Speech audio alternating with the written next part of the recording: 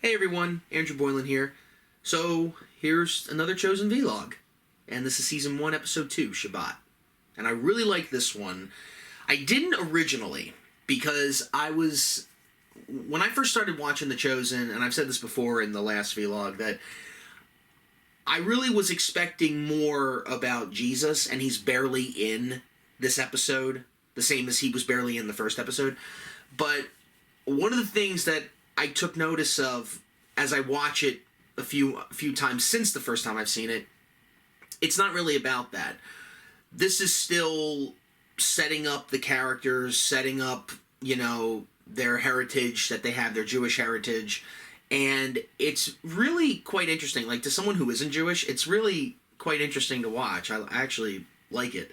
And I really, really like this episode because Nicodemus hears that Mary has been healed, and he wants to know what he did that made her heal, So what happens is Mary is now completely transformed. She is, having Shabbat dinner for the first time in many, many years. She's getting involved in her faith. She's really, but she doesn't know how to do it because it's been a long time since she's done any of this. So I think she has like notes or something trying to see how to do it. And one of the students of the Sanhedrin, Yusuf, sees her because he was with her with Nicodemus when Nicodemus tried to heal her in the Red Quarter. And Yusuf sees Mary Magdalene, and he can't believe his eyes. He's like, wow, she's healed? Maybe she didn't heal when we were there with her, but maybe she healed after we left.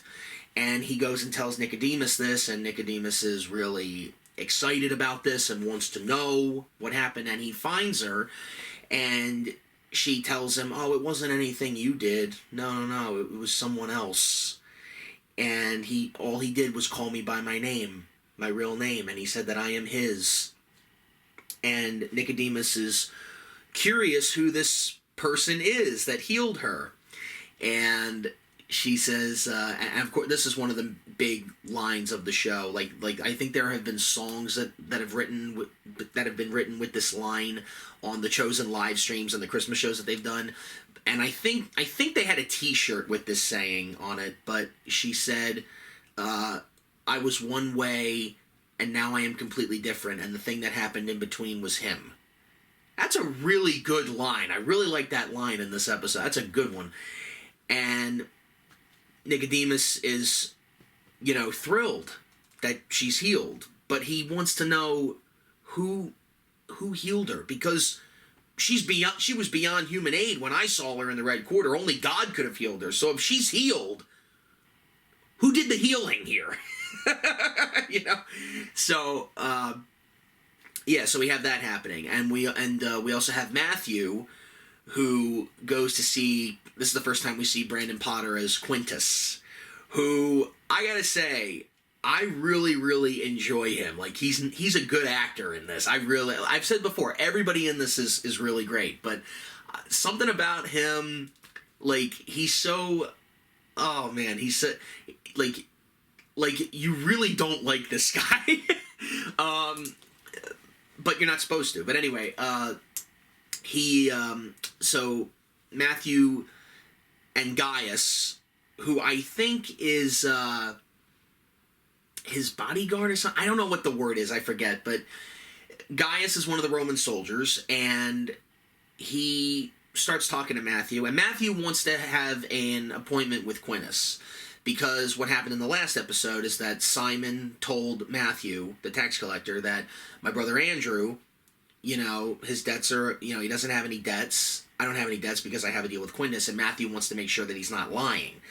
Again, Matthew's not being a bad guy or anything. He's just doing his job. That's the way he sees it. I don't want to do anything. I don't want to take anything down if you're lying to me, because then it's my fault, So I'm going to go tell Quintus about this. And and Quintus is like, he's the praetor. I think he's like directly under Pilate, something like that. I think, I don't know. But So anyway, Matthew has a conversation with him, and Gaius thinks this is a stupid idea. You know, we could get killed for this. You, a Jewish tax collector, wants to have a meeting with one of the higher ups in the Roman Empire. I don't think that we're not gonna come out of this alive if we do this. But they do it, and even though Quintus says that, both their debts are forgiven, Matthew says, I don't think that registers well, because of the way it should be. And instead of killing Matthew, Quintus is in awe that the fact that he had the guts to stand up to him. And Quintus is like, oh, I like you. I like you. I like the fact that you're very odd in a different way. I've never met anyone like you before. And Quintus starts to taking a liking to Matthew. So Quintus gives him this new assignment to say, the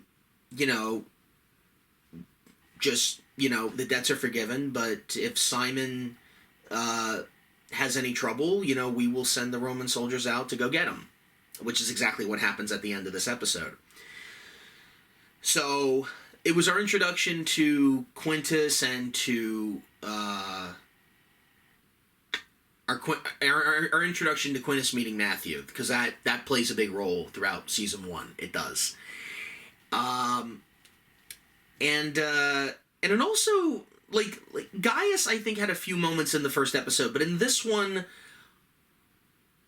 I don't really know where Gaius stands here, at least at this point in the show. Because, again, I didn't know a lot of these characters, but I knew, certain things that they said in the Bible. So I was always asking questions in my Bible group. I'm like, wait a minute, didn't this guy say that about Jesus later? Or did he, little things like that. So that's happening. Like I said, a lot of this episode is just build up for what is coming. So then we also have Simon and Andrew talking.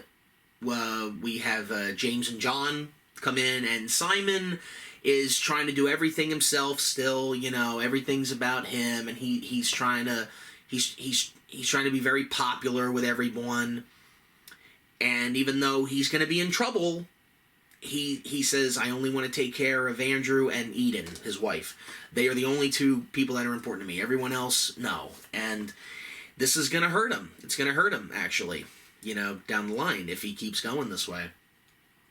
So, but the big thing that they want to get across in this episode are the Shabbat dinners. And how,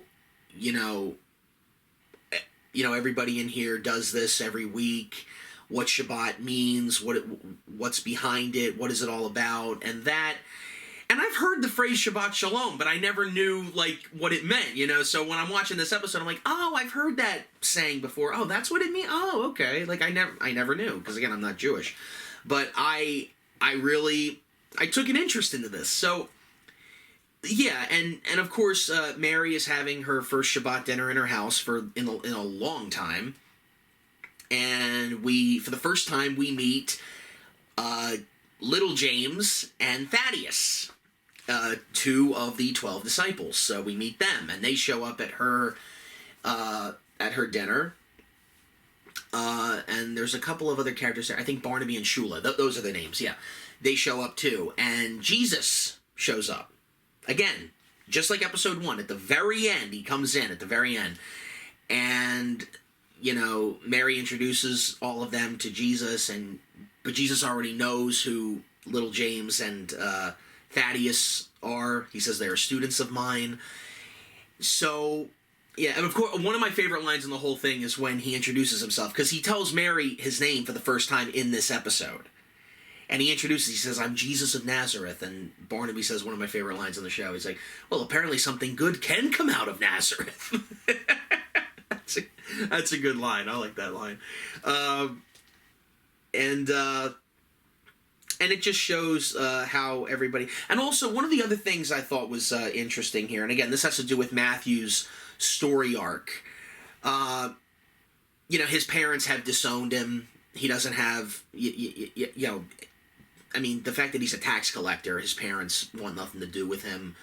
So he has no home to go to. So when they're showing you all of the Shabbat dinners, like you see Simon, Andrew, and Eden having Shabbat dinner, you see Nicodemus and a lot of the priests in the Sanhedrin having the dinner, And you see Matthew just sitting in the alley outside at night with a dog, you know, with a bowl, and that's his Shabbat dinner, because he has no family to go to because his family's disowned him. It's very sad, actually. And like I said, you know, not too much happens in this episode, but the thing is, a lot of it's just a lot of, not so much explaining, but build up is the word for this one. And like I said, you know, the first two episodes were a little long and not that interesting because, again, it's the beginning of the show. They're trying to set up the characters. But once we got into episode 3, that blew me away. That was a really well done episode. And I will get into that next week.